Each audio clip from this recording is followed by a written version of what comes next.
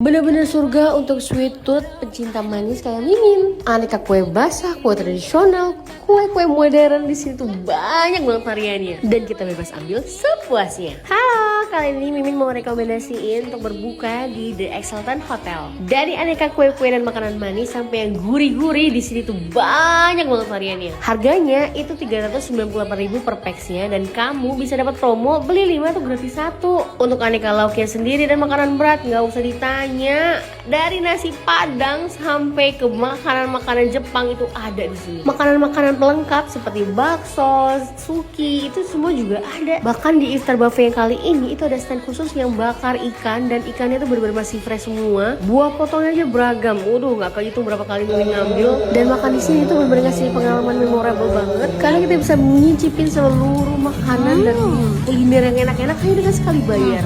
Ada harga, ada rupa. Dan sekali nyoba pasti tahu bedanya.